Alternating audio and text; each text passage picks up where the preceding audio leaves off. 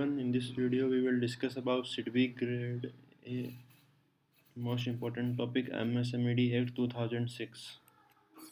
So MSMED Act 2006 means Micro, Small and Medium Enterprise Development Act 2006. The purpose of this act was to provide for facilitating the promotion and development and enhancing the competitiveness of micro, small and medium enterprises. और कुछ important questions आते हैं इस topic से हमेशा, और काफ़ी simple question रहते हैं, तो आप इस टॉपिक को करके अपने कम से कम 5 से 6 क्वेश्चन एग्ज़ाम में सिक्योर कर सकते हैं इजीली। इस बार एग्ज़ाम में आया था कि ये कब से एक्ट फोर्स में आया था, तो ये 2 अक्टूबर 2006 है। तो एक और डेट याद कर लो, इनएक्टमेंट डेट मतलब प्रेसिडेंट का इसको एसेंट कब मिला था, तो जून 16 2006, जून 16 2006। अब ये एक्ट जो है कुछ चैप्टर्स में बटा है, तो चैप्टर 1 जो है वो प्रीलिमिनरी चैप्टर है, इसमें कुछ टाइटल्स एक्ट का टाइटल और डेफिनेशंस वगैरह है, तो ये इतना इंपॉर्टेंट नहीं है। नेक्स्ट इंपॉर्टेंट जो है वो है हमारे लिए national board for micro, small and medium enterprises. तो जो एमएसएमई बोर्ड होता है, एग्जाम में पूछता है कि कौन सेक्शन के अंडर स्टेब्लिश किया गया, तो सेक्शन 3 के अंडर या फिर चैप्टर 2 के अंडर स्टेब्लिश किया गया है। अब इस बोर्ड के बारे में पढ़ते हैं हम। This board is establish by central government on 15 मई 2007। तो इसका स्टेब्लिशमेंट डेट है 15 मई 2007, और ये स्टेब्लिश कौन करता है, ये सेंट्रल गवर्नमेंट करती है। सेकंड है इसका the head office of the board, ये कहाँ है, दिल्ली में है। फिर है इसका चेयरमैन कौन होता है, यूनियन एमएसएमई, जो micro small and medium enterprise ministry होती है, तो उसका जो मिनिस्टर होते हैं यूनियन, वही इसके एक्स ऑफिशियल चेयरमैन होते हैं। मतलब जो भी एमएसएमई मिनिस्टर बनेगा वो अपने आप इसका चेयरमैन बन जाएगा। एक्स ऑफिशियल मतलब आपको पता ही है कि जो पोजीशन होल्ड करेगा वो बाय डिफ़ॉल्ट उसका चेयरमैन बन जाता है। अब एक्स ऑफिशियल वाइस चेयरमैन कौन है इसका, वो MOS, minister of state MSME का जो एमओएस होते हैं वो है इसके। अब कुछ इंपॉर्टेंट जो एग्ज़ाम के हिसाब से मैंने बनाए हैं, तो वो आप याद कर लेना कि इसकी मीटिंग कितनी होती है। मीटिंग क्वार्टरली होती है, मीन्स एवरी 3 मंथ इसकी मीटिंग होती है। इसके मीटिंग का जो कोरम होता है, मतलब कितने लोग होने चाहिए मीटिंग में ताकि मीटिंग शुरू हो सके, तो कम से कम 12 मेंबर्स होने चाहिए, यानी 1/4 मेंबर्स होने चाहिए मीटिंग में। तो ये दोनों याद करना, 12 मेंबर्स या फिर 1/4 ही। फिर आता है इसमें जो बोर्ड होता है, इसमें मेंबर्स कितने होते हैं। इसमें होते हैं टोटल 47 मेंबर्स, उसमें से 18 तो एक्स ऑफिशियल होते हैं, मतलब वो जो पोजीशन होल्ड करते हैं उसकी वजह से मेंबर बनते हैं। बाकी 29 वो है जो सेलेक्ट किए जाते हैं इसमें। तो जो 29 मेंबर्स हैं इनका टेन्योर कितना है, 2 ईयर्स का है। तो ये एग्जाम में पूछता है कि एमएसएमई बोर्ड के जो मेंबर्स हैं इनका टेन्योर कितना है, तो 2 ईयर्स का है।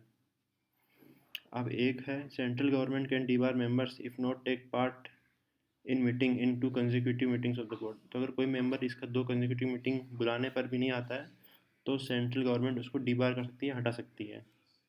तो ये पूछता है कि कौन किसके पास पावर है, सेंट्रल गवर्नमेंट के पास ये पावर है, और कितनी मीटिंग के बाद, 2 मीटिंग के बाद। तो ये काफ़ी इम्पोर्टेंट टॉपिक इस एक्ट के अंदर, नेशनल बोर्ड फॉर एमएसएमई। और ये आपको मेंस के लिए भी तैयार करना है कि इस बोर्ड का रोल क्या है। अब इस बोर्ड में कौन कौन से मेंबर होते हैं, ये सारा एक मैंने लिस्ट बना दिया है, आप इसको पढ़ सकते हैं। इसके अंदर जैसे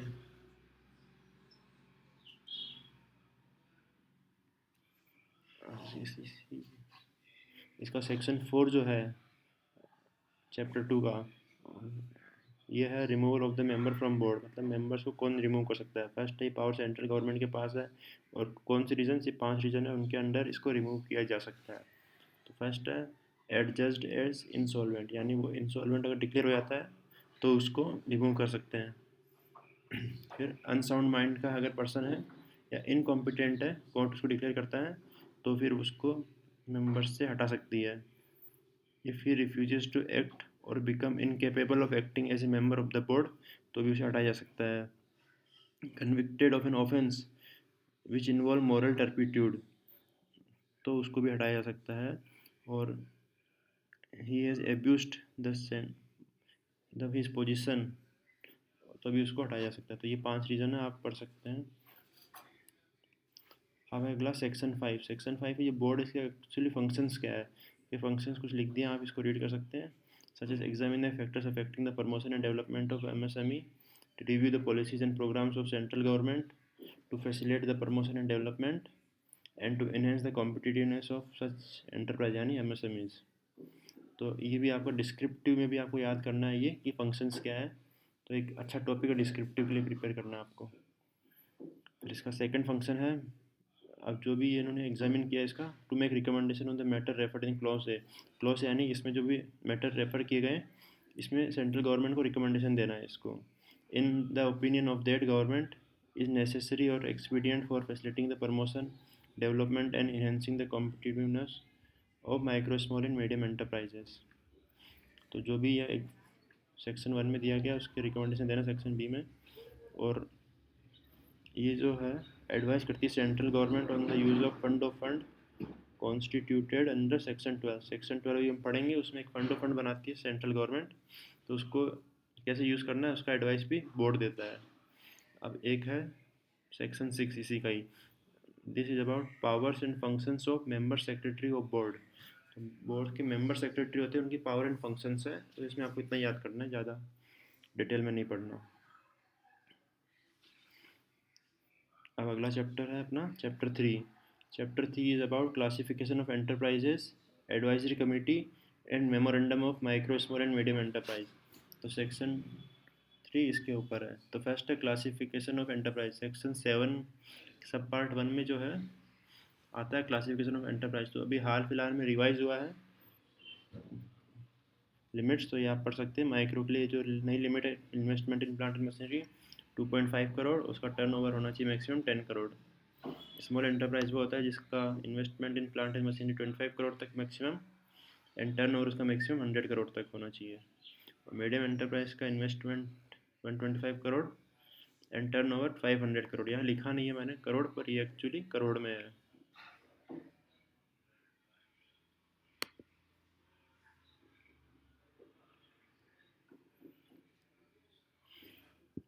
तो ये भी बहुत सिंपल है, इसमें से भी एक दो क्वेश्चन हर बार पूछता है कि माइक्रो कितना है और मीडियम का कितना है, या फिर स्मॉल का टर्नओवर कितना है, इन्वेस्टमेंट कितना है।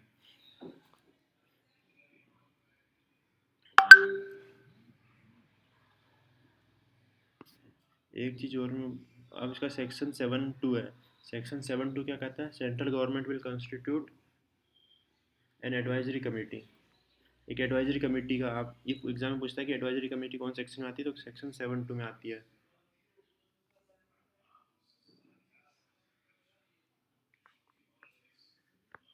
अब ये एडवाइजरी कमेटी क्या होती है इसके बारे में हम पढ़ लेते हैं। जैसे अभी पिछली आपने पढ़ा था कि जो अभी हाल फिलहाल में चेंजेस हुए हैं प्लांट एंड मशीनरी के टर्नओवर और इन्वेस्टमेंट लिमिट्स में, तो ये सेंट्रल गवर्नमेंट ऐसे क्लासीफाई करने से पहले जो है रिकमेंडेशन लेती है एडवाइजरी कमेटी। एडवाइजरी कमेटी वो रिकमेंडेशन देती है कि हाँ इसका लिमिट बढ़ाना है या घटाना है। तो ये एक फंक्शन होता है एडवाइजरी कमेटी का। अब इसका मेंबर सेक्रेटरी कौन, इसका जो मेंबर सेक्रेटरी कौन होता है एडवाइजरी कमेटी का, वही होता है जो एमएसएमई बोर्ड का मेंबर सेक्रेटरी होता है। Now section 8। सेक्शन 8 भी एक इम्पोर्टेंट है। सेक्शन 8 है memorandum of micro small and medium enterprise. मतलब जो भी अगर एंटरप्राइज को माइक्रो स्मॉल एंड मीडियम में क्लासिफिकेशन करवाना है तो उनको रजिस्टर करना पड़ेगा। तो वो रजिस्टर अगर करते हैं, तो अभी हाल फिलहाल में उद्यम रजिस्ट्रेशन कर दिया मैंडेट। मतलब जो भी इसके अंदर आएगा उसी को जो है गवर्नमेंट स्कीम का एक्सेस और बेनिफिट मिल पाएगा। तो ये तो ज़्यादा नहीं पूछता, पर ये पूछता है कि उद्यम रजिस्ट्रेशन के बारे में पूछता है। तो ये कब शुरू हुआ, ये जुलाई 2020 में शुरू हुआ। ये एक सेल्फ डिक्लेरेशन प्रोसेस होता है, इसमें कोई भी डॉक्यूमेंट अपलोड नहीं करना पड़ता है, सिर्फ आधार कार्ड और पैन कार्ड चाहिए। इसके अलावा ये उद्यम रजिस्ट्रेशन नंबर कितने डिजिट का होता है, तो ये 16 डिजिट का अल्फ़ा न्यूमरिक उद्यम रजिस्ट्रेशन नंबर होता है। तो ये 3 लास्ट के पॉइंट है, वो एग्ज़ाम के पॉइंट ऑफ व्यू से इम्पोर्टेंट है। अब आ गया next chapter. Next chapter measure for promotion development and enhancement of competitiveness of micro small and medium enterprises. तो इस चैप्टर में हम पढ़ेंगे सेक्शन 9 से लेके 14 तक, ये सारे इसके अंडर आते हैं। तो इसमें सेक्शन 9 जो है measure for promotion and development for MSMEs ये है। अब सेक्शन 10 अपना क्रेडिट फैसिलिटी, मतलब कि इनका जो एमएसएमईज को क्रेडिट लेने में आसानी हो, आरबीआई गाइडलाइंस बैंक फॉलो करे, ये सेक्शन 10 में आता है।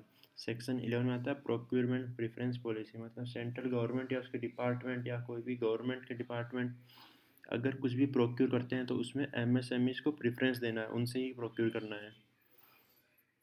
नेक्स्ट है सेक्शन 12 फंड्स। तो अपन ने पहले पढ़ा था एक फंड जिसको नेशनल बोर्ड जो है वो एडवाइस करेगा कैसे यूज़ करना है, तो वो फंड ये है सेक्शन 12 में।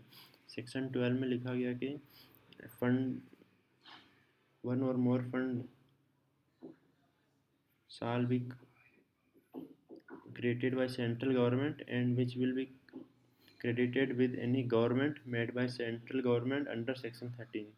तो ये फंड जो सेंट्रल गवर्नमेंट बनाएगी और इसमें जो क्रेडिट करेगी वो भी सेंट्रल गवर्नमेंट ही करेगी। सेक्शन 13 में जो ग्रांट देगी वो इस फंड में डाले जाएंगे। तो सेक्शन 13 क्या कहता है? Grant by central government to funds created under section 12। तो इस फंड में जो पैसा डालना है वो सेक्शन 13 के अंदर जो ग्रांट आएंगे वो ये इसमें डाले जाएंगे। फिर सेक्शन 14 जो है वो administration and utilisation of fund और फंड्स, इनका एडमिनिस्ट्रेशन और यूटिलाइजेशन कैसे होगा, तो इसके लिए सेंट्रल गवर्नमेंट इसको एडमिनिस्टर करेगी। और ये किस पर्पज़ के लिए यूज़ किए जाएंगे फ़ंड, तो ये सेक्शन 9 जो हमारा है measure for promotion and development, इस पर्पज़ के लिए इन फंड को यूज़ करना है। अब आपने ये प्रोक्यूरमेंट प्रेफरेंस पॉलिसी, इसके बारे में कुछ क्वेश्चन आते हैं हर बार एग्ज़ाम में और सिंपल क्वेश्चन आते हैं, उसको देख लेते हैं एक बार। तो ये procurement public procurement policy for micro and small enterprise है। इसका आपको ध्यान रखना है कि पॉलिसी माइक्रो और स्मॉल एंटरप्राइजेस के लिए है, सारे एमएस मीडियम के लिए नहीं है। इसमें जो 25% जो प्रोक्यूरमेंट होगा वो एमएसई सेक्टर, जो गवर्नमेंट अपना प्रोक्यूरमेंट करेगी उसका 25% एमएसई सेक्टर से करेंगी, और उस 25% में से 4% जो है वो सिर्फ SC ST MSE से करेगी, और 3% जो है वो women owned micro and small enterprise वहाँ से करना है। इसके अलावा जो टेंडर होंगे वो फ्री ऑफ कॉस्ट होंगे और उनको अर्नेस्ट मनी भी पेमेंट नहीं करना पड़ता है एमएसएमईज को। इसके अलावा ये एक इम्पोर्टेंट पॉइंट है, 358 आइटम्स जो है वो सिर्फ रिजर्व किए गए हैं एक्सक्लूसिवली प्रोक्योरमेंट फ्रॉम एमएसएमईज। तो ये 358 आइटम्स जो इसके अंदर लिस्ट में दिए गए हैं ये सिर्फ MSE micro and small enterprises से ही ले सकते हैं।